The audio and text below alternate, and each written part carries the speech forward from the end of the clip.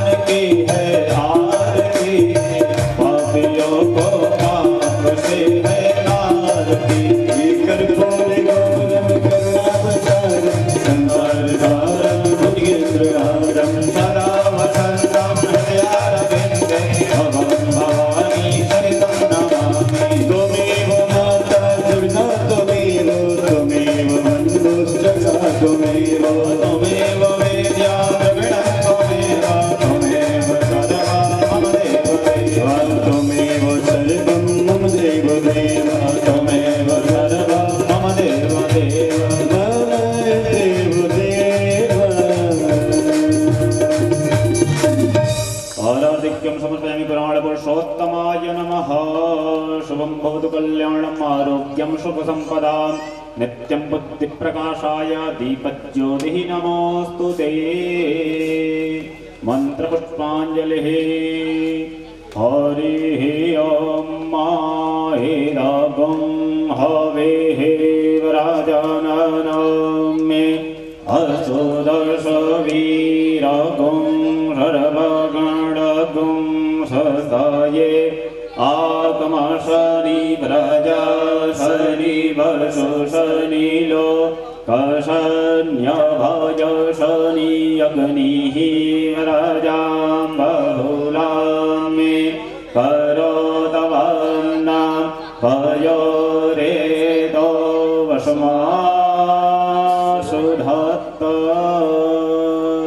सेवन्ति कामकुलचम्पकपाटराजै पूर्णागजातिकरवीररसालपुष्पै बिल्वप्रवालतुलसीदलमञ्जरीवे तां पूजयामि जगदीश्वर मे प्रसीद। प्रसीद नानासुगन्धिपुष्पाणि यथा कालोद्भवानि च पुष्पाञ्जलिर्मया दत्तो गृहाण परमेश्वर मंत्रपुष्पाञ्जलिं समर्पयामि पुराणपुरुषोत्तमाय नमः।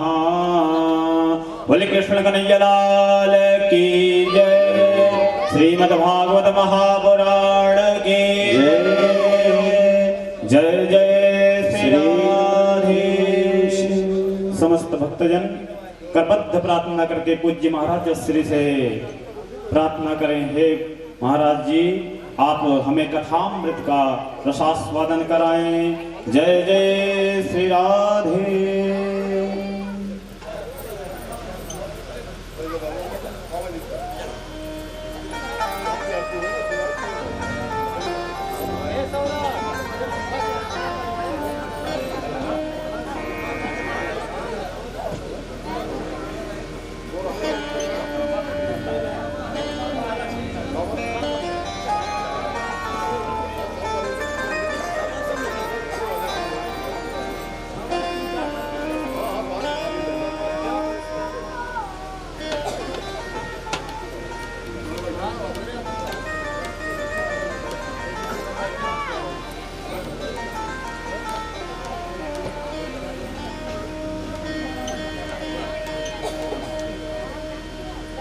तो कुछ नहीं करेगा ना, दिखा दिया है ना, क्या है क्या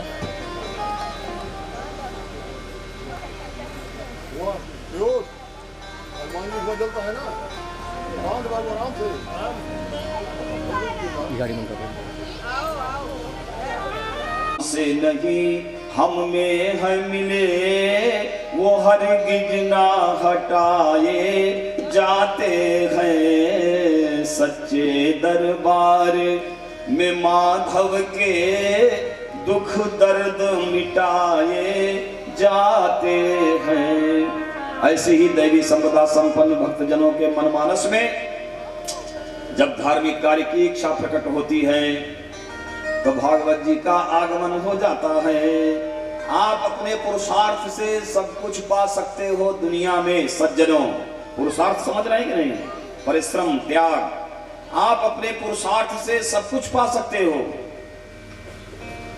बोले मात मिले, पुनितात मिले, शुद्ध भ्रात मिले, युवती सुखदाई, अरे राज मिले, गजबाज मिले, सब साज मिले, मनवांछित पाई। बोले लोक मिले, विधि लोक मिले, परलोक मिले, वैकुंठ जाई। सुंदर और मिले सब ही पर सत्संगति है दुर्लभ भाई।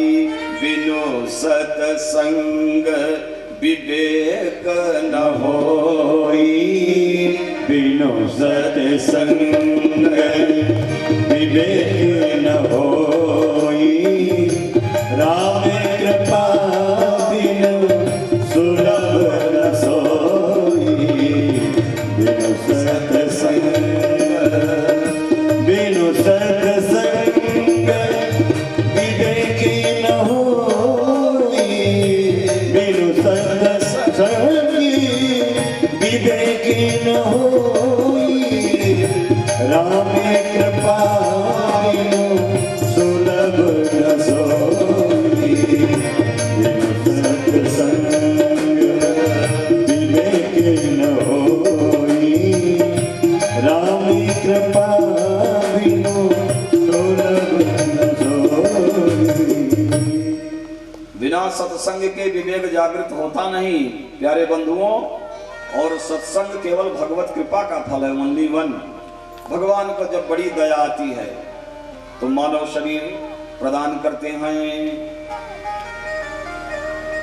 तमाम योनियों का अतिक्रमण करने के बाद अंत में जीवात्मा को मानव शरीर मिलता है। 83,99,999 योनियों का जब अतिक्रमण होता है तो बाद में मानव शरीर मिलता है। और मानव शरीर पा करके हम इसको क्या समझ लिए हैं? कूड़ा कबाड़ ना। इसमें कूड़ा कबाड़ भरते रहो, मरते रहो, आते रहो जाते रहो, क्या मतलब है? आहा, प्यारे सज्जनों, भगवान को जब बड़ी करुणा आती है तो मानव शरीर प्रदान करते हैं। गोस्वामी जी ने रामचरितमानस में प्रमाण दिया है, कबहू करी करुणा नर देगी, कबहू करी करुणा नर देगी, देत ही सबिनो के तो सनेगी, देत ही सबिनो के तो सनेगी, देत ही सबिनो के तो सनेगी। भगवान को जब बड़ी दया अपने जीवात्माओं पर आती है तो अंत में मानव शरीर प्रदान करते हैं। अच्छा, इस मानव शरीर का लक्ष्य क्या है? इसका मेन उद्देश्य क्या है? इसका मुख्य उद्देश्य है अपने परम प्रियतम दिलवर दिलदार परमात्मा से मिलना। बस बहुत सरलतम ढंग से आपको बता रहा हूं। मानव शरीर का केवल एक ही उद्देश्य है, अपने प्रभु से मिलना। और यहां आने के बाद उसको हम भूल जाते हैं। बस उसी बात को याद दिलाने के लिए 18 पुराण, स्मृतियां, वेद, वेदांत सब बने हुए हैं कि आपको याद आ जाए। बस और कोई प्रयोजन इसका नहीं। एक प्रयोजन है, आपको अपने स्वरूप का बोध कराना।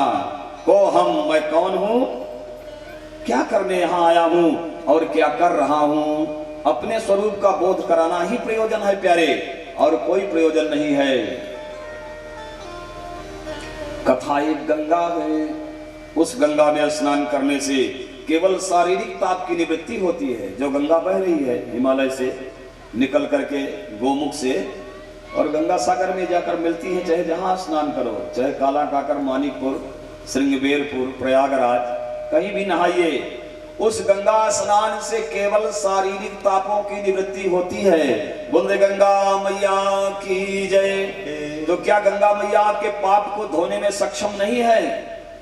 शास्त्रों में आया हुआ है कि भगवती गंगा पापापहरणी है, पापों का अपहरण करने वाली है। पाप नहीं दूर होते गंगा स्नान से? बोले होते तो हैं। जो ही आप गंगा में डुबकी लगाए तो ब्रह्मा विष्णु महेश तीनों हो गए आप ना। जब गंगा में प्रवेश करते हैं तो आपका स्वरूप भगवान विष्णु का हो जाता है ना। जो ही गंगा जल का स्पर्श आपके पदनख चंद्रिका से हुआ कि आप विष्णु बन गए, क्योंकि गंगा जी का प्राकट्य भगवान विष्णु के पदनख चंद्रिका से ही हुआ है। और जैसे आपने डुबकी लगाई और आपकी जटाएं गंगा में लहराई, सो ही आप भोलेनाथ बन गए। और जैसे आप कमंडल में जल भर करके बाहर निकले तो ब्रह्मा बन गए। तो गंगा नहाने से आदमी ब्रह्मा विष्णु महेश सब बन जाता है। लेकिन त्रिपाठी जी ध्यान दीजिएगा, जो ही गंगा स्नान करके बाहर आए पंडा के पास, अरे इस पंडा तो दारू पीता है, इसको दान नहीं देंगे ना। अरे ये तो बड़ी सुंदरी है, खत्म, सारा पाप गया आपका। गंगा मैया कहती है भैया हम छुट्टी पाए, जाओ अपने घर। इसलिए गंगा स्नान करने के बाद पाप की निवृत्ति नहीं हो पाती। पाप के ताप से जीवात्मा तापित ही रहता है। और कथा भी एक गंगा है। इस गंगा को, कथा रूपी गंगा को भूतल पर लाने वाली मां है। बोलो जगत जननी जगदम्बा मैया की जय। सर्वप्रथम कथा के बारे में प्रश्न किसने किया? बोले पार्वती मैया ने किया। पूछे रघुपति कथा प्रसंगा, पूछे रघुपति कथा प्रसंगा, पूछे रघुपति कथा प्रसंगा। सकल लोक जग पावनी गंगा, सकल लोक जग पावनी गंगा। पूछे रघुपति कथा प्रसंगा, सकली लोकी जग पावनी गंगा। पूछे रघुपति कथा प्रसंगा, सकल लोक जग पावनी गंगा। गंगा। सकल लोक क्या है? कथा रूपी गंगा जो आपके दरवाजे पर आज से लेकर 7 दिनों तक प्रवाहित रहेगी। अगर इस गंगा में स्नान करोगे तो सारे लोक पवित्र हो जाएंगे। लोक मीन्स व्हाट इज लोक? लोक क्या है? यही तो बात है इस मंच में प्यारे, कि स्वाद स्वादु पदे पदे, एक एक पद पर टिप्पणी होती है। आपसे पूछा जाए लोक क्या है तो क्या बताओगे? 14 भुवन होते हैं, 7 नीचे हैं 7 ऊपर ना। सबसे ऊपर सत्य लोक है और उसके नीचे और लोग बचे हुए हैं। 14 भुवन नीचे हैं। कौन कौन? पहले ऊपर वाला सुन लो। भू भुआ स्वा महाजना तपह और सत्य। सबसे ऊपर सत्य है। और नीचे वाले कौन हैं? अतल वितल सुतल तलातल रसातल पातालाख्य लोक सप्त का। ये 7 लोक हैं नीचे। और ऐसे ये पूरा विश्व ऐसे बना हुआ है। आप निचाई में चले जाओ, नीचे नीचे सबसे नीचे अमेरिका होगा सबसे नीचे, जिसे पाताल लोक कहा जाता है। तो पहले जो राक्षस रहते थे ज्यादातर अमेरिका में सब रहते थे, इसीलिए वहां कोई संस्कृति नहीं है, कोई संस्कार नहीं है। आज भी पशुओं जैसा व्यवहार है। वहां न कोई माता होता है न पिता होता है। भारत वाले भले माता पिता बता दें, लेकिन अमेरिका का जो मूलवासी है ना उसके माता है ना पिता है। कौन किसका बच्चा है, कौन कितनी किसके पास पत्नी है, कुछ पता नहीं है। ये सब भारत में है प्यारे। तो भारत क्या है? भारत ऊपर के जो 7 लोक हैं, भू भुवा स्वा महा जना तपह और सत्य, उसके मध्य में बसा हुआ लोक है भारत। इसलिए भारत, भा माने भक्ति, रत माने लगा हुआ। जो भक्ति में लगा है, सेवा में लगा है, लोकोपकार में लगा है, जो संस्कारों से संस्कारित है, वही भारतीय है, वही भारत का वासी है। तो ये कथा रूपी गंगा, ये सत्संग रूपी गंगा सभी लोगों को पवित्र करती है। हमारे भारत के ही विद्वान जाकर के संस्कार सिखाया विदेशियों को, स्वामी विवेकानंद इत्यादि। तो इस प्रकार से कथा गंगा में स्नान करोगे प्यारे तो क्या निर्मल बनेगा? बोले मन निर्मल बनेगा। अच्छा, मन को निर्मल करके क्या करेंगे? बोले जब मन निर्मल हो जाएगा तो जिसे तुम ढूंढ रहे हो, जिसके लिए परेशान हो, तुम खाने के लिए नहीं परेशान हो। हर आदमी कुछ ना कुछ ढूंढ रहा है ना। सब लोग ढूंढ रहे हैं। कोई बाजार में ढूंढ रहा है कहां मिलेगा, कितना मिलेगा, कैसे मिलेगा। कोई कचौड़ी में, कोई पकौड़ी में, कोई जलेबी में, कोई रसमलाई में, और कोई लोग उसी आनंद को मदिरा में ढूंढ रहे हैं। कोई भांग में ढूंढ रहा है, कोई तंबाकू में ढूंढ रहा है। ढूंढ सब आनंद ही रहे हैं। इनसे पूछा जाए तंबाकू खाने से क्या मिलता है? बोले मजा आती है। कैसी मजा है बता दो? बोले पता नहीं है लेकिन मजा आती है। सब मजा ढूंढ रहे हैं। मजा मीन्स आनंद, और आनंद मिलता नहीं। वो आनंद, और उस आनंद की खोज भागवत जी ने किया है। अभी आप श्रवण करेंगे प्यारे सज्जनों।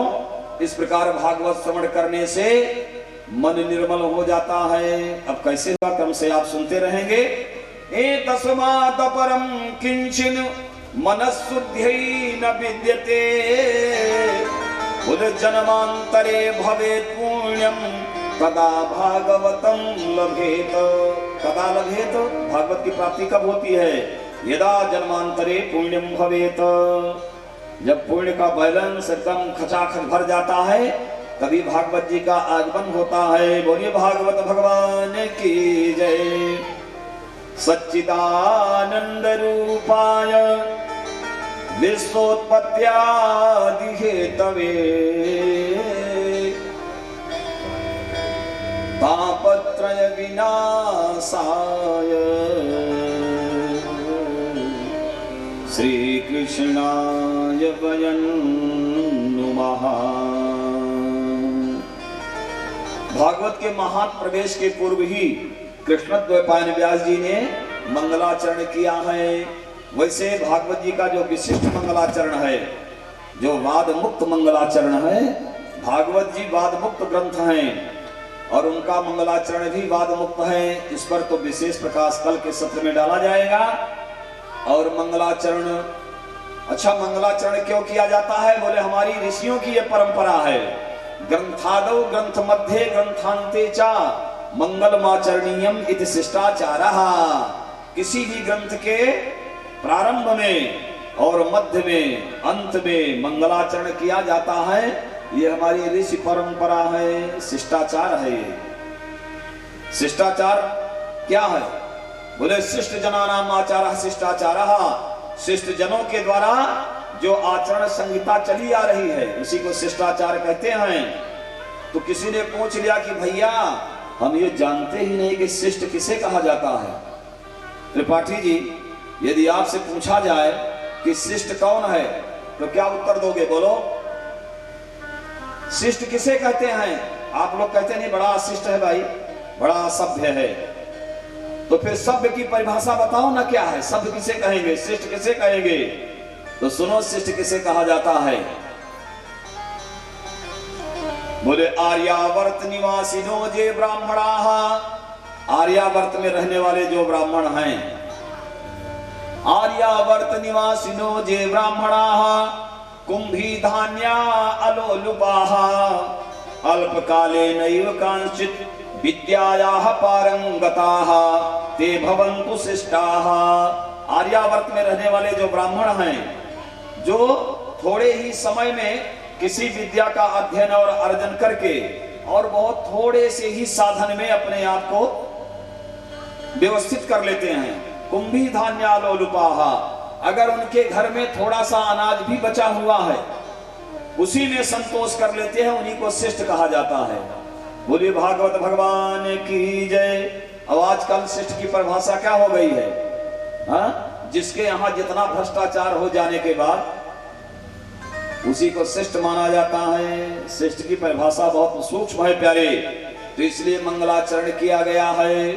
मंगलाचरण पहले बहुत होता था, अभी धीरे धीरे डीजे वाले मंगलाचरण को खा रहे हैं ना। जब से डीजे बजने लगा मंगलाचरण बंद। अब कौन सा आचरण होता है? बोले भ्रष्टाचरण। नाचने पर प्रतिबंध है। बोले भगवान के दरबार में मत नाचना, नहीं कोई देख लेगा। और डीजे के सामने नाचना, वहां सब देखेंगे भैया की शादी है। डीजे वालों ने मंगलाचरण खा लिया और बिना मंगलाचरण के भारत में यदि अमंगल राशि इकट्ठा हो गई तो भारतीयों का तो कल्याण नहीं होगा, अन्य देशों का जो हो रहा है हो, लेकिन भारत का कल्याण बिना मंगलाचरण के हो ही नहीं सकता। मंगलाचरण क्या है? बोले मंगल का आचरण ही मंगलाचरण है।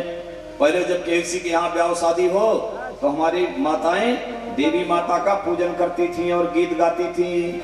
सुमिरो रे सुमिरो मैं शीतला भवानी, सुमिरो मां जगरानी हो। सुमिरो में सिमरो मां शीतला भवानी, सुमिरो जग महारानी हो।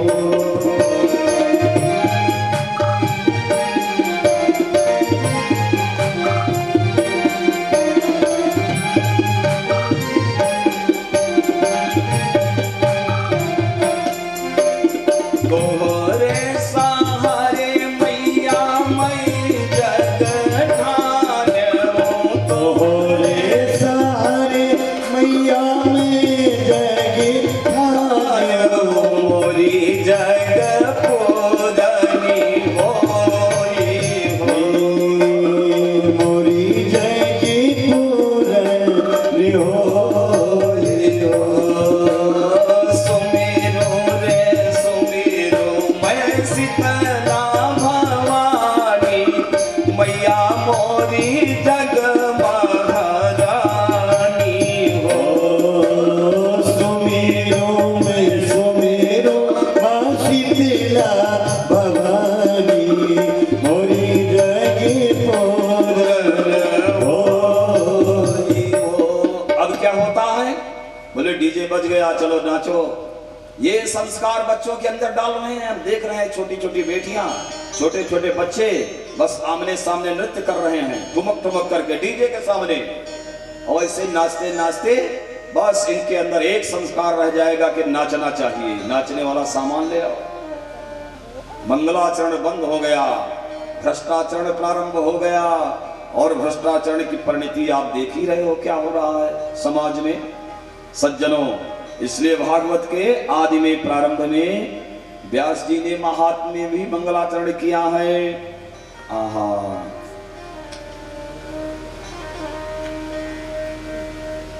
आइए इस मंगलाचरण पर थोड़ा सा विचार करके फिर आगे चलते हैं। बोलिए भागवत भगवान की जय। सच्चिदानंद रूपाय विश्वोत्पत्त्यादि हेतवे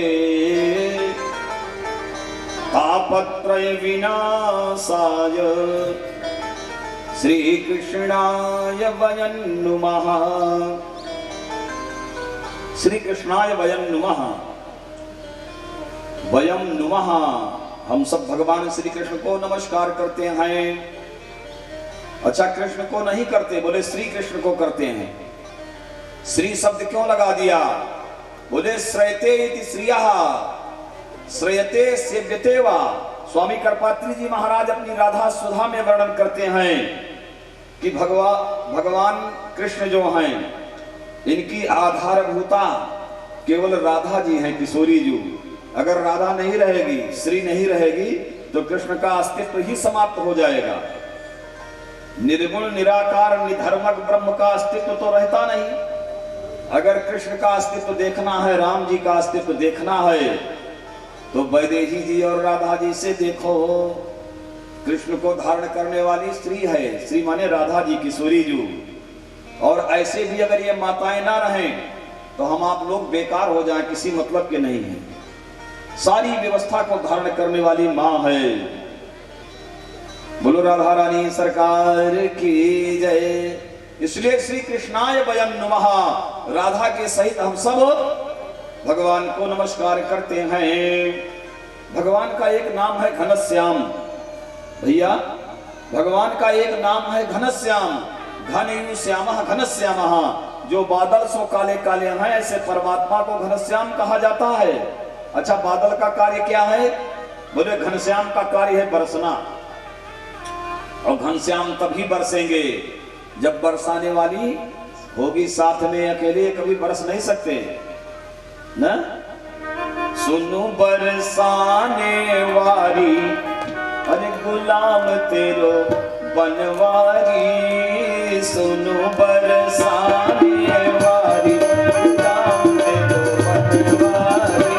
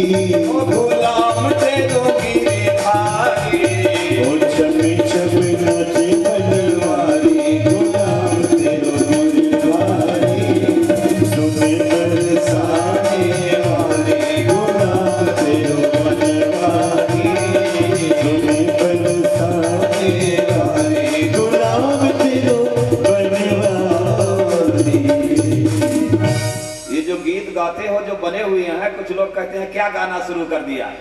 उनसे पूछो गाना कहीं आसमान से आया है क्या? क्या गाना शुरू कर दिया? श्रयते इत श्रियः, श्रयते वही घनश्याम है जो श्री जी के चरणों को पकड़ करके पलटता रहता है। देवी भागवत देख लो और पढ़ लो।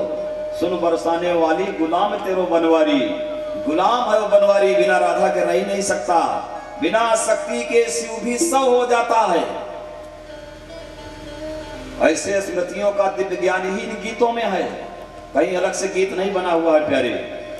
वास्तव में भगवती राधा के एक छुमक पर, पायल के एक झनकार पर कन्हैया बंसी बजाता है। उसकी मजाल नहीं है कि बंसी से स्वर निकल जाए बिना राधा जी के। इस पर बहुत बोलना है आगे, इसलिए श्री कृष्णाय भजन्नुमः, राधा के सहित कृष्ण को हम प्रणाम करते हैं। जब भगवान राधा के सहित होंगे तभी कल्याण कर सकते हैं। ऊपर की लाइन में पहुंच जाओ, क्या करते हैं? राधा के साथ वाले कृष्ण क्या करते हैं? बोले सच्चिदानंद रूपाय, थोड़ा इसका वॉल्यूम कम कर दो, ज्यादा है, कोई चीज ज्यादा है, थोड़ी सी कम करो। हमसे ऊपर बोल रहा है, जो नीचे रहे थोड़ा सा, हमारा बाप बनना चाहता है। बोले सच्चिदानंद भगवान की जय। सच्चिदानंद रूपाय, जब राधा के सहित कृष्ण होंगे, देखिए इस मंगलाचरण का एक विलक्षण अर्थ आप श्रवण कीजिए इस मंच से। अब हनुमान जी बता रहे हैं, लेकिन ध्यान पूर्वक सुनना। हमारे त्रिपाठी जी ने पूर्व में ही निवेदन किया है कि महाराज यहाँ अनावश्यक ताली बजाना और बिना मतलब होरदंग करना ये ब्राह्मणों का क्षेत्र है और विद्वानों का क्षेत्र है, लालगंज का आसपास। अभी हमारी कथा सरही में हुई थी त्रिपाठी जी के यहाँ, वहाँ भी बड़े बड़े मूर्धन्य विद्वान सब, मानस मनीषी, रामफेर वगैरह और वो साहित्यकार जो सब जाते थे सुनने के लिए। इसलिए हम लोग होरदंग नहीं करते। ध्यान पूर्वक सुनो। बोलिए सच्चिदानंद भगवान की जय। जब शक्ति के सहित परमात्मा होगा, प्रकृति और पुरुष दोनों होंगे, राधा और कृष्ण दोनों होंगे, तभी वो सच्चिदानंद रूपाय बन सकते हैं। बोलो राधे राधे। शत घन चित घन आनंद सच्चिदानंद। अब सच्चिदानंद की व्याख्या क्या करें? आप लोगों ने कई बार सुना होगा कि परमात्मा सत स्वरूप है, परमात्मा चित स्वरूप है, परमात्मा आनंद स्वरूप है। और मैं कहता हूं कि परमात्मा केवल और केवल आनंद है, ओनली वन आनंद। ये सत और चित उसी आनंद के विशेष और विशेषण है, और सचित कुछ नहीं होता। परमात्मा केवल आनंद है, केवल। ना विश्वास हो तो गोस्वामी जी से पूछ लो। जो आनंद सिंधु सुख राशि, जो आनंद सिंधु सुख राशि, सी करते तो कर सुपासी, सी करते लोक सुपासी, सो सुख धाम राम रस नामा, सो सुखी धामी रामी ऐसे नामा, अखिल लोक नायक भी सामा, अखिल लोक नायक भी सामा। परमात्मा क्या है? बोले परमात्मा वल्लीवन आनंद है। अच्छा, हम लोग क्या हैं? जब परमात्मा आनंद है तो हम लोग क्या हैं भाई? बोले परमात्मा आनंद सिंधु है, जो आनंद सिंधु सुख राशि। तो हम लोग क्या हैं? बोले उस आनंद सिंधु की एक बिंदु हैं। बोलो राधे राधे। हम सब क्या हैं? ये संसार क्या है? ये संसार उस आनंद सिंधु की एक बिंदु है। विचार करो प्यारे सज्जनों, एक बिंदु को पा करके, एक बिंदु मात्र को पा करके, ये संसार क्या है? बिंदु मात्र है। आनंद सिंधु का एक बिंदु मात्र ये संसार है, और इस बिंदु मात्र को पा करके हम लोग इसको छोड़ना नहीं चाहते ना। सब छूट जाए, संसार ना छूटे। पकड़ो इसको, जो तुम्हारे पकड़ में नहीं आएगा उसको तुम पकड़ना चाहते हो, पकड़ो पकड़ो, कहीं भग न जाए।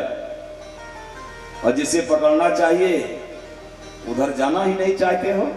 संसार किसी के पकड़ में न कभी आया है, न आ रहा है, न आएगा, इसीलिए इसका नाम संसार है। संसरती संसारः। और ये दुख का सार है, यहाँ सुख नहीं मिलता।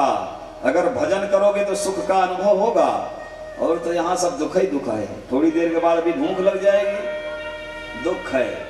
किसी को कहीं जाना है, बड़ा दुख है, फंस गए, दुख ही दुख है भैया। तो इस प्रकार से ये संसार सागर उस परमात्मा, उस आनंद सिंधु की एक बिंदु है प्यारे। एक बिंदु को पाकर हम इसे छोड़ना नहीं चाहते, और कहीं वो आनंद सिंधु ही मिल गया तो उसी में हम लीन हो जाएंगे। तो परमात्मा वल्लीवन आनंद है। आनंद के विशेषण और विशेषण हैं सत और चित। सत माने होता है जो कभी ना बदले, बस इतने मान लो, ज्यादा व्याख्यान आख्यान की जरूरत नहीं है इस पर। जो हमेशा एक रूप रहता है, संपत्त ऊंचा विपत्त ऊंचा, महताम एक रूपता, महताम एक रूपता। जो हमेशा एक रूप रहे, एक रूप केवल परमात्मा रह सकता है। हम लोगों का तो बार बार बदलता रहता है सब। जो तीनों कालों में हमेशा एक जैसा रहता है उसे सत कहा जाता है। चित माने होता है प्रकाश, चित माने ज्ञान, चित संज्ञाने धातु भी है व्याकरण में। तो चित माने ज्ञान होता है। परमात्मा सब कुछ जानता है, अभिज्ञात उसका नाम है। अभिजानाति अभिज्ञातः, वो सब कुछ जानता है, तुम्हारे बताने से नहीं जानेगा। और हम आप लोग क्या करते हैं मेरी मैया, कोई कष्ट आ गया, भगवान के सामने बैठे तो अभी भगवान को जगा ही रहे हैं। गोपाल जी सो रहे थे और उनका ऊपर वाला उठ गया वस्त्र। अरे भगवान जनता यहाँ का बताई, बड़ा कष्ट है, गाय लागत नहीं बा, लात मारती है, प्रभु ठीक कराएगा। ये स्थिति संसार की है। भगवान सो रहे हैं, अभी जगे नहीं, ड्यूटी लग गई। प्रभु कृपा कर दो, गाय दूध देना शुरू कर दे। प्रभु जान रहे हो आज हमको जाना है, जाने के बाद हमारा अपमान ना हो, लोग सम्मान करें, कृपा कर दो। तो ये कौन बोलता है? बोले अज्ञानी जीव बोलता है। अज्ञानी जीव, उसको ज्ञान नहीं है किससे हम बात कर रहे हैं। हम जिससे बात कर रहे हैं अभिज्ञात है। अभिजानाति अभिज्ञाता, जो त्रिकाला बाधित सत्य है, तीनों कालों में तुम्हारी सब चीजों को जानने वाला है, उससे तुम बात कर रहे हो कि मेरी गाय दूध नहीं दे रही है। यही अज्ञान है प्यारे। तो भगवान सत स्वरूप हैं, भगवान ज्ञान स्वरूप हैं और आनंद स्वरूप हैं। किसी को पहचानने के लिए तीन चीजों की बड़ी जरूरत होती है। इस श्लोक पर थोड़ा टिप्पणी करके हम आगे बढ़ जाएंगे, क्योंकि भाई वीडियो रिकॉर्डिंग हो रही है, कथा लाइव भी हो रही है। बोलना जरूरी है प्यारे, और चाहिए भी। त्रिपाठी जी से हमारी कोई पहचान नहीं है। ये गमले का पेड़ जरा भैया इधर उधर कर दो, क्योंकि हमारे माननीय यजमान इस गमले के पीछे हैं। जब नैनाचार नहीं होगा तो बिहार नहीं होगा, और बिहार नहीं होगा तो पापों का संहार नहीं होगा। इसलिए सामने कीजिए हमको। बोलिए सच्चिदानंद भगवान की जय। आइए 2 बार भगवान नाम संकीर्तन बोले, क्योंकि आज पहला दिन है। तमाम अमंगलकारी तत्व चारों तरफ से आ जाते हैं, लेकिन मुझे यहाँ तो माँ की बड़ी कृपा दिखाई पड़ रही है। बंदेवी माँ जो है नदी के किनारे, उसकी बड़ी कृपा है। बोलो कुल देवी भवानी मैया की जय, ब्रह्म बाबा की जय, बोले वैश्वनाथ भगवान की जय। मन चलो वृंदावन धाम, रटेंगे राधे जू को नाम, मिलेंगे बाके बिहारी, ओढ़ी के कामलकारी, मिलेंगे बाके बिहारी, ओढ़ी के कामलकारी। चल वृंदावन धाम, ओ धाम, ओ धाम, चल वृंदावन धाम, रटेंगे राधे राधे राम, मिलेंगे बाके बिहारी, ओढ़ के कामलकारी, मिलेंगे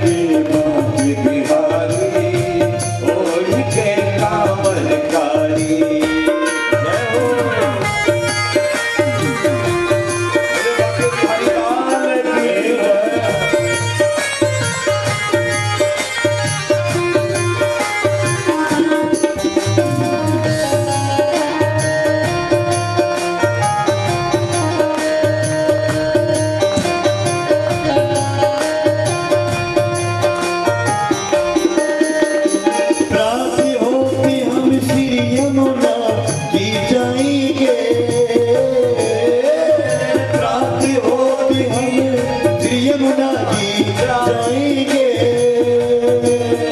और दर्शन कर हम जीवन सफल बनाएंगे। ओ दर्शन कर हम जीवन सफल बनाएंगे। बन सबके बिगड़े का होगा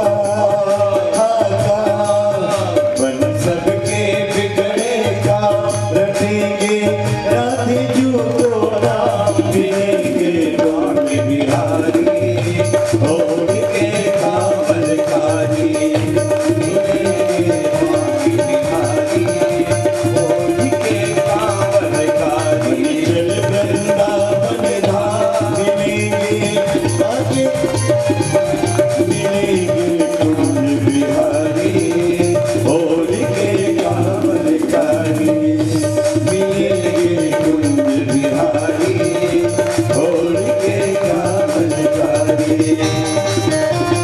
बोलो राधारानी सरकार की जय।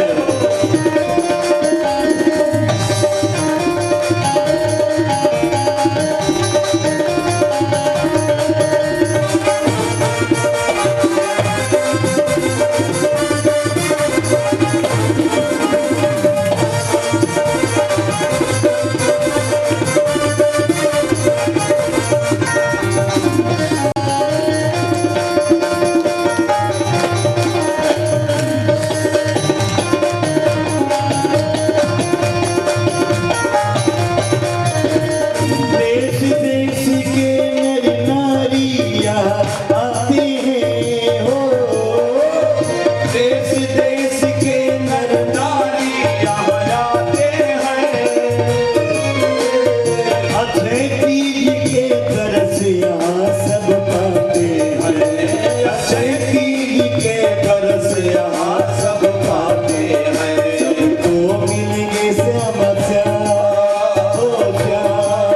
हो श्याम मिलेंगे यहाँ श्यामा श्याम रखेंगे राधे जू को नाम मिलेंगे कुंज बिहारी होड़ के कामलकारी मिलेंगे कुंज बिहारी होड़ के कामलकारी। चल वृंदावन धाम रखेंगे राधे राधे नाम मिलेंगे कुंज बिहारी होड़ के कामलकारी मिलेंगे कुंज बिहारी होड़ के कामलकारी होड़ के कामलकारी होड़ के कामलकारी। बोले वृंदावन धाम की जय। जहाँ भागवत जी होते हैं वहीं वृंदावन होता है। अत्रैव सज्जनों, वृंदावन धाम क्या है? वृंदावन धाम प्रेम की भूमि है, अयोध्या वैराग्य की भूमि है। और नैमिषारण्य क्या है? बोले कथा की भूमि है। तो हम लोग चलिए अब आगे नैमिषारण्य की ओर आगे बढ़ते हैं धीरे धीरे। तो तीन प्रकार से परिचय प्राप्त होता है। नंबर 1, सच्चिदानंद रूपाय। आप किस रूप के हैं? गोरे हैं कि काले हैं? आपका मस्तक चौड़ा है कि सुखड़ा हुआ छोटा सा है? नाक लंबी है कि छोटी है? बाल घुंघराले हैं, काले हैं या सफेद हैं? कैसे हैं आप? नंबर 1, स्वरूप परिचय। किसी का परिचय प्राप्त करने के लिए 3 चीजों की बड़ी जरूरत है। नंबर 1, स्वरूप परिचय। नंबर 2, कार्य परिचय, आप करते क्या हो? नंबर 3, स्वभाव परिचय। आप क्रोधी तो नहीं है कहीं? नहीं, देखने में बड़े सीधे सरल लगते हो, बाद में क्रोध आ जाए तो जय सिया राम ना पटकना शुरू कर दो। आप किस स्वभाव के हैं? स्वरूप परिचय, कार्य परिचय और स्वभाव परिचय। तो आप लोगों ने परमात्मा का स्वरूप परिचय प्राप्त कर लिया। सच्चिदानंद रूपाय, भगवान सच्चिदानंद स्वरूप हैं। चिदानंदमय देह, तुम्हारी मनुष्य का शरीर पांच भौतिक होता है और परमात्मा का शरीर चिन्मय है, चिदानंदमय है। इस पर बोलने के लिए बहुत विषय है। तो इस प्रकार से स्वरूप परिचय और दूसरा कार्य परिचय। परमात्मा क्या करते हैं? बोले विश्वोत्पत्त्यादि हेतवे परमात्मा का काम है सर्जन, पालन और विसर्जन, दुनिया को बनाना, उसका पालन करना और बाद में नष्ट कर देना, यही तो काम परमात्मा का है। और सच्ची मानो, अगर सही सही मानो तो इसमें से दो काम हम लोग भी करते हैं, सर्जन भी करते हैं, पालन भी करते हैं, लेकिन हम विसर्जन नहीं कर पाते, इसलिए हम जीव हैं। जीव 60 प्रकार की ग्रंथियों में बंधा हुआ है प्यारे। भागवत के उपसंहार क्रम में इस मंच से विशद वर्णन होता है सप्त ग्रंथियों का। 7 गांठ कौन है? जो धुंधकारी के लिए बांस गाड़ा गया है भी 7 गांठ का है, 7 का क्यों गाड़ा जाता है? भागवत की कथा 7 दिन ही क्यों होती है? 8 दिन होना चाहिए, पाक्षिक होना चाहिए, मासिक होना चाहिए, अर्ध वार्षिक होना चाहिए। बहुत बड़ा ग्रंथ है, इसके सब कारण हैं। सारे सिद्धांत बताए जाएंगे क्रमशः, जहां जैसा प्रसंग आएगा सब बताने, सब चीज बताई जाएगी। बोलो सच्चिदानंद भगवान की जय। तो भगवान करते क्या है? बोले सर्जन करते हैं, पालन करते हैं और विसर्जन करते हैं। सर्जन हम भी करते हैं, माता पिता मिलकर के संतानोत्पत्ति करते हैं। लेकिन माता पिता के सर्जन में है क्या प्यारे? माता पिता के सर्जन में मोह है। कैसा मोह? मेरा लाला बड़ा होगा, पढ़ाऊंगा लिखाऊंगा, डॉक्टर बनेगा, इंजीनियर बनेगा, क्लास 1 ऑफिसर बनेगा, मंत्री बनेगा और वृद्धावस्था में मेरी सेवा करेगा। मनुष्य के सर्जन में मोह है, अपेक्षा है। परमात्मा के सर्जन में ना कोई मोह है ना अपेक्षा है। लाला बने मॉनिटर, डॉक्टर चाहे ना बने, क्या करना है? तो जहां अपेक्षा होती है, जहां मोह होता है, वहां विसर्जन नहीं हो सकता। हम अपने पुत्र को पालते हैं, लेकिन यही कामना करते हैं कि मेरा बेटा जुग जुग जीवे, 100 वर्षों तक जीवे। परमात्मा को इससे कोई मतलब नहीं, कोई लेना देना नहीं है। जब दुनिया वाले रोते हैं किसी की मौत पर, तो वो परमात्मा हंसता है, जैसे पागल रो रहे हैं, ये जीवात्मा तो मेरा है, मेरे पास आ रहा है, ये क्यों रो रहे हैं? हमारे सर्जन में मोह है, अपेक्षा है, और उस अपेक्षा की उपेक्षा जब संतानों के द्वारा होती है तो उससे दुख का जन्म होता है। और दुनिया वाले रोते हैं कि वही बेटा जिसको मैंने खूब पढ़ाया, खूब लिखाया, आज देखो ये मेरी ओर देखने को तैयार नहीं है। ज्वलंत प्रमाण है, आपके इधर अगई गांव है पास में, अंत्यज वर्ण का, चतुर्थ वर्ण का एक बेटा एसडीएम बन गया था कुछ दिन पहले। उसके माता पिता मिलने गए थे, आप लोग जानते होंगे। नैनीताल में प्रथम नियुक्ति उस एसडीएम की हुई थी और उसने अपने माता पिता को भगा दिया था गेट कीपर के द्वारा, हटाओ इन बुढ़ों को, यहाँ ना आने पाए। और उन्होंने बाद में उसका त्याग कर दिया, नदी के किनारे रहकर मर गए सब, है नहीं जीवित, जानते होंगे इतिहास आप लोग। लेकिन बेटे का सहारा अंत में नहीं लिया, एसडीएम बनाया अपने बेटे को। तो इसी तरह का यह संसार होता है प्यारे। परमात्मा को कोई अपेक्षा नहीं है, वो सर्जन कर रहा है, दुनिया बना रहा है, उसका पालन भी कर रहा है और कर्मानुसार विसर्जन भी हो रहा है। 6 चीजों में हमारा आपका कोई बस नहीं है। कौन कौन? बोले हानि लाभ जीवन मरण जस अपजस विधि हाथ। ये विधि के हाथ में है। विधि मीन्स ब्रह्मा भी होता है। विधि का एक अर्थ होता है कर्म विपाक। जीव के कर्म विपाक संहिता में जो नोट कर दिया गया है, उसी विधि से उसका मरण होगा, उसको कोई रोक नहीं सकता। और दुनिया वाले कहते हैं अरे वो तो वहां मर गए, ऐसे मर गए, उल्टी पूजा हुई, सीधी पूजा हुई, कुछ नहीं हुआ, अपने मौत से सब मर गया। बोलो सच्चिदानंद भगवान की जय। इस प्रकार से सर्जन, पालन और विसर्जन परमात्मा के 3 कार्य हैं। अच्छा, परमात्मा का स्वभाव क्या है? बोले तापत्रय विनाशाय। परमात्मा की पावन चरण शरण स्वीकार करने मात्र से ही जीव मात्र के 3 ताप तिरोहित हो जाते हैं। दैहिक, दैविक, भौतिक तापा। बोले राम राज नहीं खाओहि व्यापा। दैहिक, दैविक, भौतिक तापा। राम राज नहीं खाओहि व्यापा।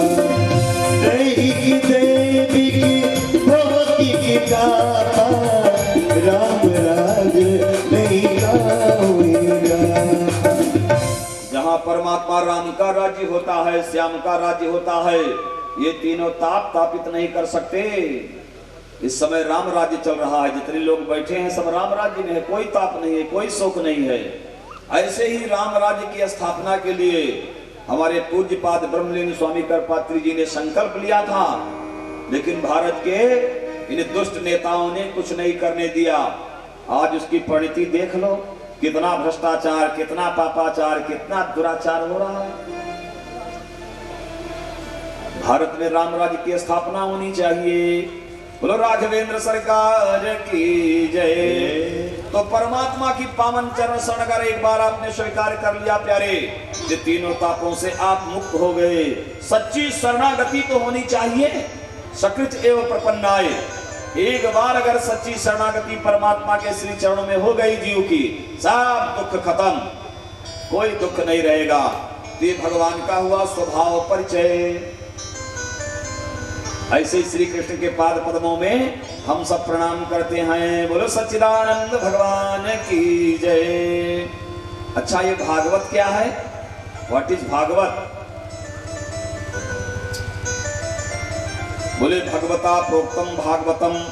भगवान ने जो कुछ कहा है वही भागवत है। तो भगवान ने क्या कहा है? बोले आदि नारायण ने 4 श्लोकों के माध्यम से ब्रह्मा जी को ये दिव्य ज्ञान दिया था, और उसी का नाम हो गया भागवतम। भगवता प्रोक्तम भागवतम।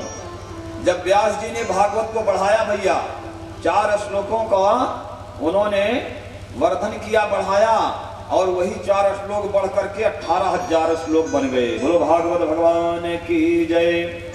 नारायण के पास व्यास जी पहुंचे संगीता लेकर के, आदि नारायण के पास। बोले प्रभु भागवत की रचना हो गई है, अपने कृपा की मोहर लगा दो।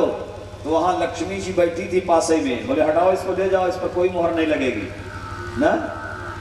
बोले माता क्या अपराध हो गया? तो लक्ष्मी जी ने कहा व्यास जी से कि तुम इतने बड़े भक्त हो हमारे प्रभु जी के, लेकिन तुम्हारे समझ में कुछ नहीं आता। इसमें मेरा नाम कहाँ है? भागवत में कहीं है नाम? बोले नहीं भैया, आपका नाम तो नहीं है। बोले फिर बेकार ही ये ग्रंथ ले जाओ।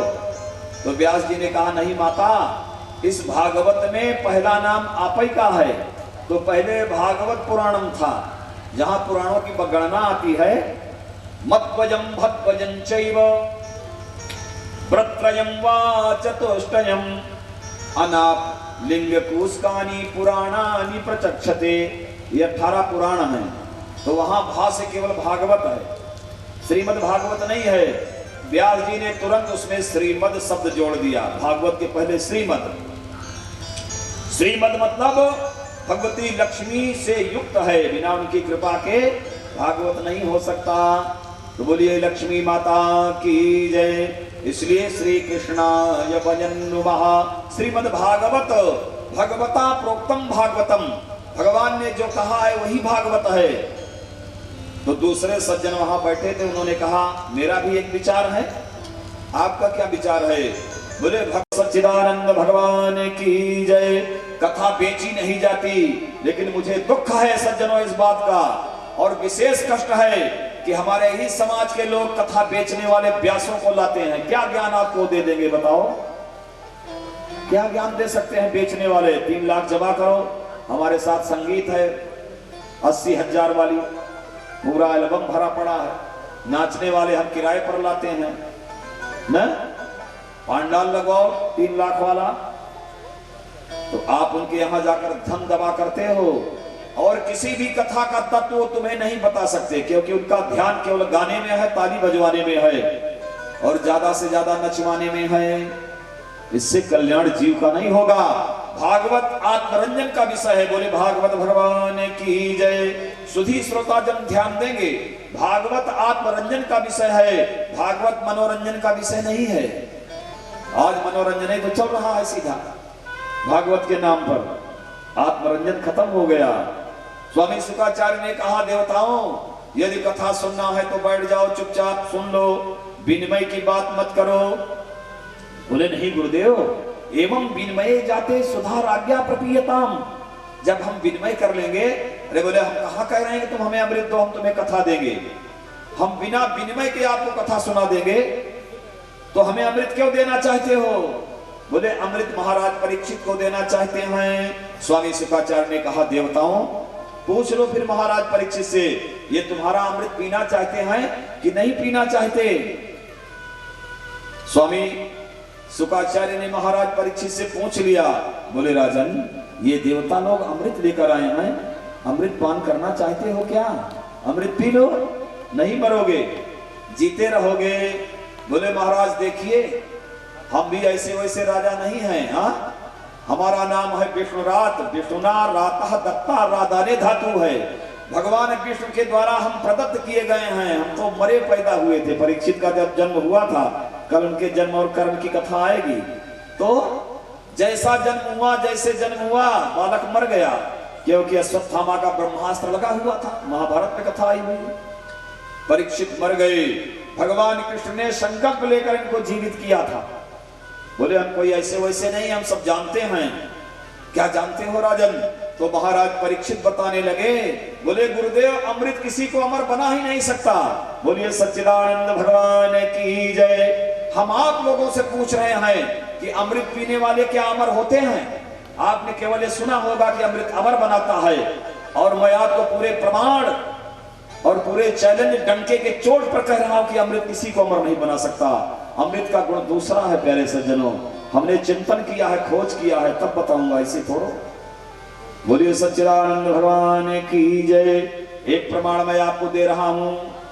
नाभि कुंड पीयूष बस आके, बोले तात जियत रावण बल ताके, तात जियत रावण बल ताके, तात जियत रावण बल ताके, तात जियत रावण बल ताके। बोले नाभि कुंड पीयूष बस आके, रावण के नाभि कुंड में, नाभि कुंड समझ रहे हैं माई, नाभि में, रावण के नाभि में अमृत था, नाभि चक्र में।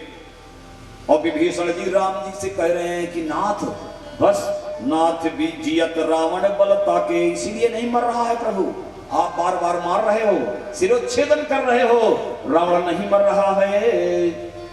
तो भगवान राम के पास बाण था ही नहीं नाभि कुंड को सोखने वाला। वैसे हम इस कथा को राम कथा में बोलते हैं, लेकिन संकेत मात्र दे रहे हैं, आगे बोलेंगे राम कथा में। जब भागवत में राम कथा आती है चौथे दिन, भगवान ने उस समय 31 बाणों का संधान किया। और ये भी प्रमाण है कि भगवान श्री राम के निशंग में केवल 30 मिसाइलें थी, 30 बाण, 31वां बाण था ही नहीं। 31वां बाण कहां से आया राम कथा में सुनोगे। इस समय संक्षेप में निवेदन कर रहा हूं। राम जी ने बाण का संधान किया और अमृत का शोषण कर लिया। सूख गया अमृत कि नहीं सूख गया? मरा रावण के नहीं मरा, अमृत था उसके पास। बोलो मर गया ना, तो कहां अमृत अमर बनाता है? इंद्र नहीं मरते क्या? इंद्र भी मरते हैं, जब उनकी आयु पूर्ण हो जाती है, अमृत पिए हैं मर जाते हैं, ब्रह्मा भी मर जाते हैं। इसका मतलब अमृत किसी को अमर नहीं बनाता महाराज। फिर क्या करता है? बोले जुस्मान जरा न बाधते। अमृत का केवल एक गुण है, अगर आपकी 100 वर्ष की आयु है तो आप बीच में नहीं मरोगे, बस अकाल मृत्यु नहीं होगी, आपको बुढ़ापा नहीं आएगा, आपकी उम्र हमेशा 16 वर्ष जैसी रहेगी, एकदम नौजवान रहोगे, बढ़िया मोछा दाढ़ीहीन नौजवान चकाचक ना। बस अमृत का एक गुण है 16 वर्ष का रहना, लेकिन 100 वर्ष आएगा तो मरोगे, अमृत आपकी रक्षा नहीं कर सकता। अमृत किसी को अमर नहीं बनाता। महाराज परीक्षित ने कहा प्रभु ये अमृत हमें क्या अमर बनाएगा? अच्छा बताओ, ये चिंतन आपको पहली बार मिल रहा है भागवत कथा मन से कि नहीं? अमृत किसी को अमर नहीं बनाता। हम भी महात्म्य कथा बोल रहे हैं, खोज कर लेना इसकी। इस प्रकार से देवताओं को डांट लगा दिया स्वामी शुक्राचार्य ने। बोले लोलुप देवताओं लालची, ऐसे बैठ जाते, मैं कथा सुना देता, लेकिन विनिमय करने आए हो, तुम्हें गर्व है अमृत का? ऐसे आजकल हो रहा है कि मुझे गर्व है पैसे का, हम इंटरनेशनल बुलवाएंगे, खूब नचाएंगे। 7वें दिन उदयपुर के दुबे जी 7वें दिन उस कथा में आए थे, असरही वाले में। और अंतिम निवेदन जब उन्होंने सुना, उस दिन हम ब्राह्मण बंधुओं के लिए बोल रहे थे, बहुत बढ़िया चल रहा था प्रकरण सुदामा वाला, सुदामा चरित्र में। सुनने के बाद उन्होंने निवेदन किया कि महाराज ऐसा लग रहा है कि एक बार फिर कथा करवानी पड़ेगी।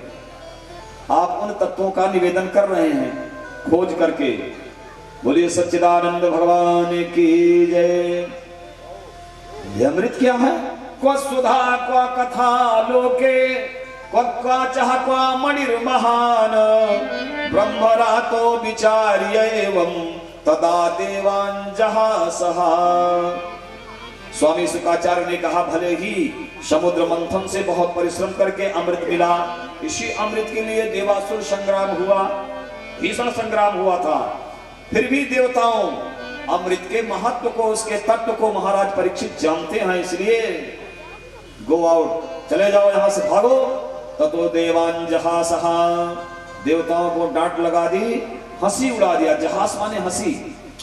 देवता लोग भाग गए और अपने बाप के पास पहुंच गए। देवता कौन है उनके बाप? बोले ब्रह्मा जी। ब्रह्मलोक में देवता पहुंचे, बोले पिताजी क्या हुआ, क्यों मुंह बना कर आ रहे हो? बोले अपमान हो गया। कैसा अपमान? मृत्यु लोक में महाराज परीक्षित कथा श्रवण कर रहे हैं शुक्रताल में गंगा के किनारे, और स्वामी शुकाचार्य ने हमको भगा दिया अपमानित करके। बोले तुम कथा श्रवण करने योग्य नहीं हो, आपको मैं कथा नहीं सुनाऊंगा, इसके तुम पात्र नहीं हो, भग जाओ। ब्रह्मा जी ने कहा भागवत की कथा में कौन ऐसी बात है जो ये भूतल वासियों को ही सुलभ है, तुम्हें क्यों नहीं सुनाया गया? बोले महाराज परीक्षित को सांप लगा हुआ है, 7वें दिन उनका रिजल्ट आ जाएगा। ब्रह्मा जी ने कहा देखता हूं। 7 दिन तक देवता ब्रह्मलोक में निवास किए, और 7वें दिन जब परीक्षित का मोक्ष हुआ, महाराज परीक्षित विमानारूढ़ होकर के चतुर्भुज धारण करके पीतांबर धारण किए हुए चले जा रहे थे अपने दिव्य लोक को, तो देवताओं ने देख लिया, ब्रह्मा जी ने भी देखा। अरे बोले भैया ऐसा लगता है कि भागवत का महत्व बहुत बड़ा है। राज्ञो मोक्षम तदा वीक्ष पुरा धाता विस्मितः शक्यलोके तुलां बद्ध्वा तोलयत साधनान्यजः।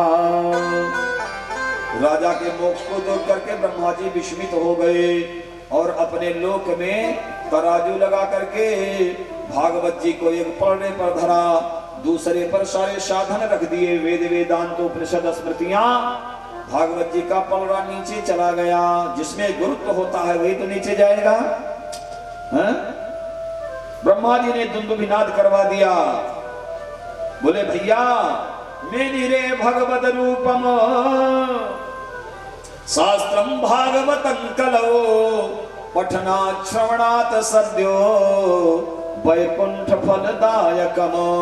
भागवत का चाहे पठन करो, चाहे पाठन करो, चाहे सुनो, वैकुंठ फलदायकम, परमात्मा से मिलाने वाला है, परम आनंद देने वाला है।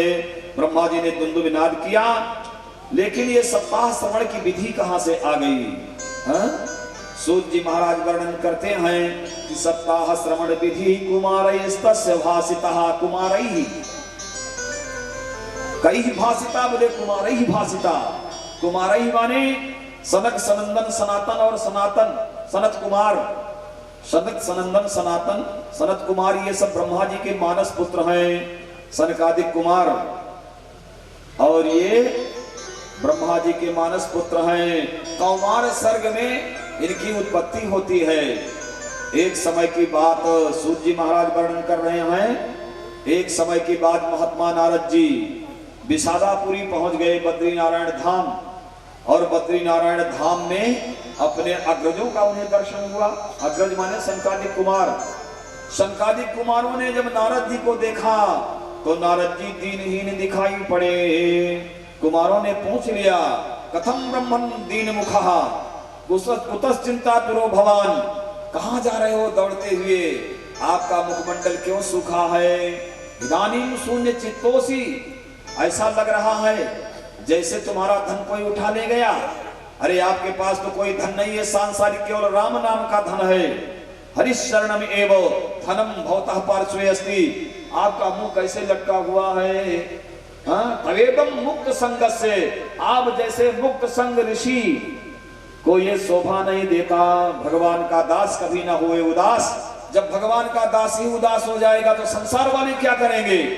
नारद जी अपनी व्यथा बताने लगे अपने भैयाओं से, सनकादिक कुमारों से। बोले भैया मैं इस समय पृथ्वी लोक से आ रहा हूं। बोले पृथ्वी लोक क्या करने गए थे? नारद जी बोले हमने सोचा पृथ्वी लोक में बड़े तीर्थ हैं, उन तीर्थों में जाऊंगा शांति मिलेगी। सभी तीर्थों में हम गए, पुष्कर गए, प्रयाग गए, काशी गए, गोदावरी गए, हरिक्षेत्र माने हरिद्वार, कुरुक्षेत्र गए, श्रीरंगम, सेतुबंधनम, हर जगह गए। क्या दिखा वहां? बोले कुछ नहीं दिखा। जहां जाते हम अपनी वीणा को इतना संभाल कर रखते, अगर वीणा पर ध्यान ना दे उठा ले जाते। वहां सब चोर दिखे, गठरी चोर ना। राम राम, तीर्थों में चोर? बोले हाँ। सत्यम नास्ति, सत्य नहीं है, सब झूठ बोल रहे हैं। सत्यम नास्ति तपः शौचम दया दानम न विद्यते। किसी के पास दया नहीं है। तीर्थों में अगर दान कम पड़ जाए, पैसा कम पड़ जाए तो पंडा गाली देते हैं ना। हम लोग गए थे गया करने, तो वहां का पंडा था, हमारे मौसिया साथ में थे, उन्हीं को गाली देने लगा कि चले हो वहां से टुकटुकिया बजवा करके पैसा देने के लिए, यहाँ नहीं है। बेचारे रोने लगे। कहा महाथम है ये पंडा, दूसरे पंडा के पास चलो। तो दूसरे पंडा के पास पहुंच गए। तो इसलिए तीर्थों में ऐसे अधम लोग निवास कर रहे हैं। सत्यम नास्ति तपः शौचम दया दानम न विद्यते। दया ही नहीं है, फिर कैसे लोग हैं? बोले उदरम भरिणो जीवाः, उदरम भरिणो जीवा वराकाः कूट भाषिणा। सब और कूट बोलते हैं एक दूसरे को। घर में देवी जी का अधिकार चल रहा है। जब से देवी जी आ गई घर में, माता पिता को लोग भूल गए। कन्या विक्रयणो लोभात दंपति नाम च कलकनम। जब हम दहेज देंगे अनाप शनाप, सामने वाले का चाहे घर गिर जाए, लेकिन शादी तभी होगी जब 18 लाख वाली गाड़ी मिलेगी। तो क्या हो रहा है? बाद में दंपति नाम च कलकनम। पति पत्नी दोनों आपस में लड़ रहे हैं। मैं बड़े बाप की बेटी हूँ, तुम्हारे यहाँ भोजन बनाने नहीं आई हूँ, नौकरानी कर लो और हमारी जूती में पॉलिश लगाओ, यही तो करवाती है। नारद जी ने ये चित्र विचित्र स्थिति देखी। बोले कलिदावानले नाद्य साधनम भस्मताम गता। कलयुग में सारे साधन भस्मीभूत हो गए। न कोई योगी है, न कोई ध्यानी है, न कोई ज्ञानी है। अगर कोई कुछ करना भी चाहता है तो पड़ोसी और समाज वाले उसी के ऊपर बार बार आक्रमण। और ये तो पंडित ही रोज माले जब 15 दिन का एक्सीडेंट कहे हुए ना, पंडित के पीछे पड़ जाएंगे। उन मूर्खों से पूछा जाए कि राम जी तो भगवान थे, उनके पत्नी का अपहरण कैसे हो?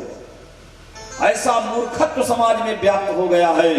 कलिदावानले नाद्य साधनम भस्मताम गता। सब खत्म। और मैंने क्या देखा? नारद जी बता रहे हैं।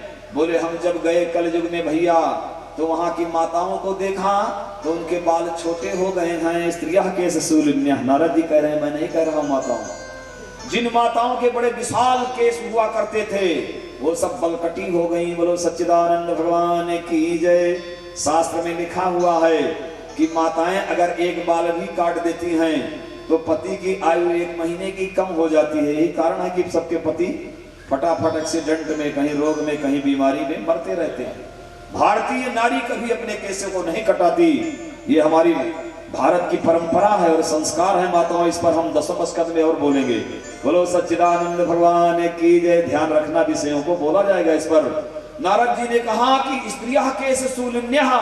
केश शूलनी का मतलब स्त्री अपने लज्जा को बेच रही है कलयुग में। इस प्रकार से मेरे भाइयों, कलयुग के इस चरित्र को देखते देखते मुझे भगवान याद आ गए। बोले कौन याद आ गया? कन्हैया याद आ गए। अरे अरे, इसी धरा पर, इसी पृथ्वी पर मेरे परम प्रियतम परमात्मा ने अपनी लीला करी थी। वो कहाँ गया धाम? सहसा मुझे वृंदावन धाम याद आ गया। बोलो वृंदा विपिन बिहारी लाल की जय। यामुनम तटमापन्नो यत्र लीला हरेर भूत। मैं यमुना के किनारे पहुंच गया जहां भगवान ने अपनी लीलाएं की थी। व्हाट इज लीला प्यारे? लीला क्या है?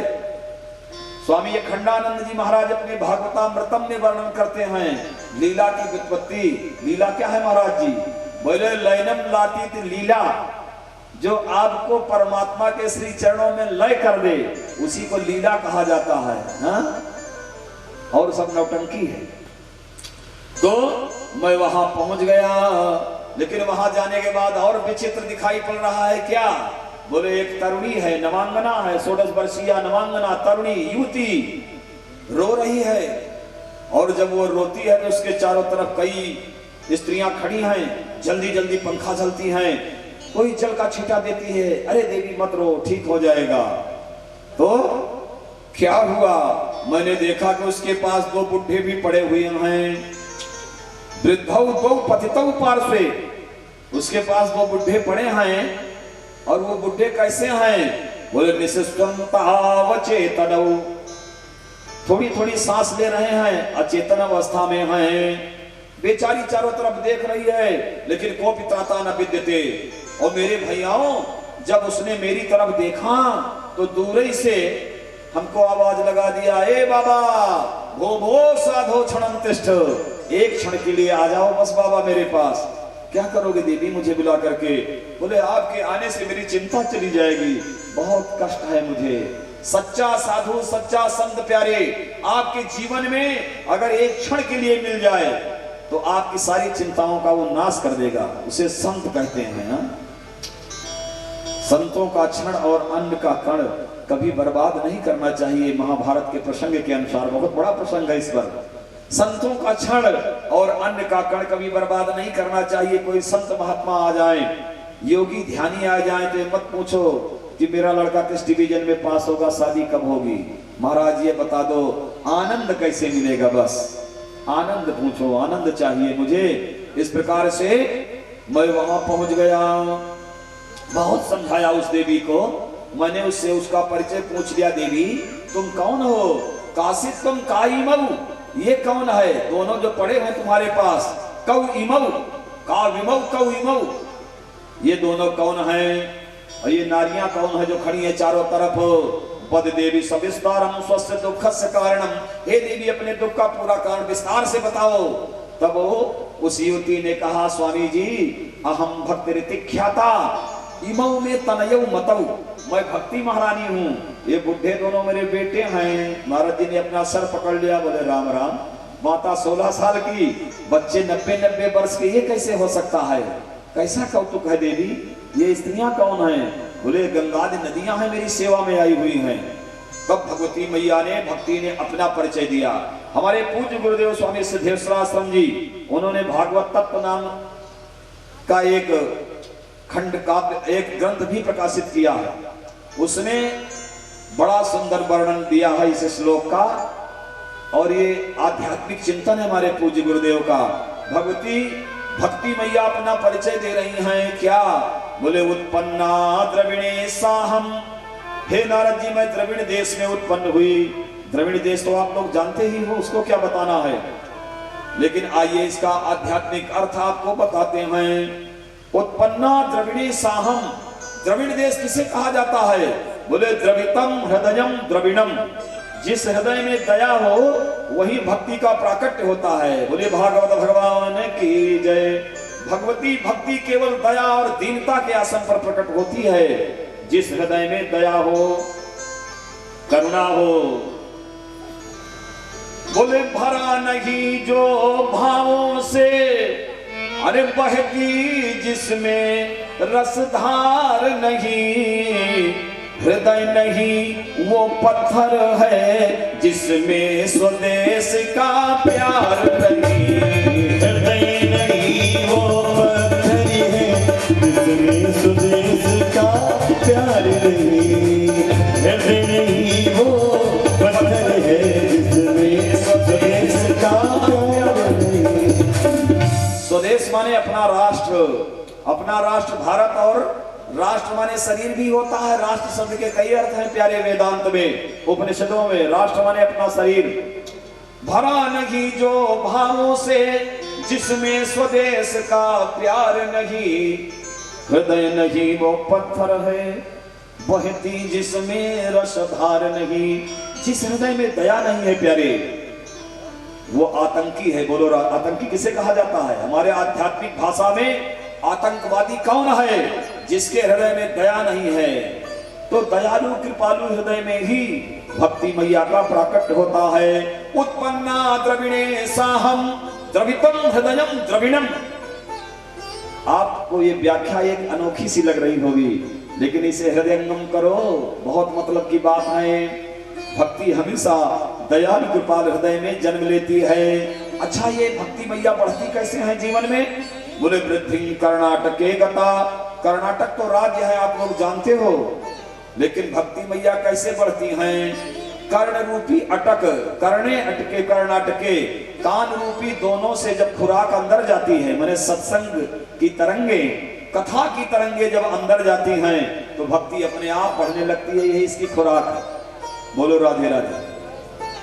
भक्ति तो कर्नाटके गता, लेकिन भैया जब आपके हृदय में भक्ति आ गई, लोग आपको सम्मान देना शुरू कर दें। आइए भक्त जी, क्या बात है, बड़े अच्छे भगत हैं, पधारो महाराज। और जरा भी अभिमान आ गया भक्ति का, एक पॉइंट भी वॉल्यूम आगे बढ़ा तो क्या होगा?